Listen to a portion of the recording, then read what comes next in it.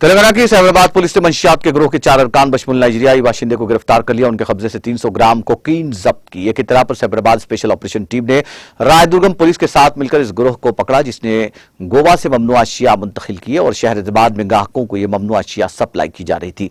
Commissioner police Cyberabad Stephen Ravindra ने कहा कि यह गिरोह 18,000 रुपए में ग्राम कोकीन सप्लाई कर रहा था। पुलिस ने ऐसे खरीदारों की निशानदेही की जो इस गिरोह के पास से मामूल के मुताबिक ममनुआ अशिया खरीदा करते थे। उन्होंने कहा कि उनके खिलाफ भी कानूनी कार्रवाई की जाएगी।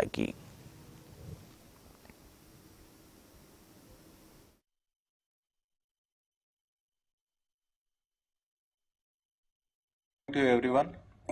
మరి సైబరాబాద్ ఇంకా హైదరాబాద్లోని విస్తృతంగా డ్రగ్స్ పెడ్లింగ్ చేస్తున్న 4 మెంబర్ పెడ్లింగ్ గ్యాంగ్ని ఈరోజు మనము ఎస్ఓటి సైబరాబాద్ మరియు మాదాపూర్ జోన్ పోలీస్ పట్టుకోవడం జరిగింది. మరి ఈ పర్టికులర్ కేసులో చూస్తే ఇప్పుడు దాకా అబౌట్ 303 గ్రామ్స్ ఆఫ్ కొకేన్ వరకు మనము సీజ్ చేశాము. All worth about 1.3 crores.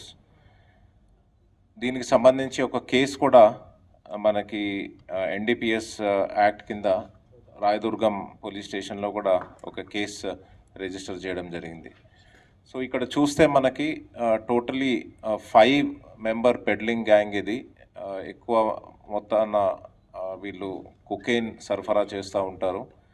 మరి వీళ్ళు 5 మెంబర్ గ్యాంగ్కి మెయిన్ కింగ్ పిన్ ఎవరైతే ఉన్నారో ఆయన పేరు చింతా రాకేష్.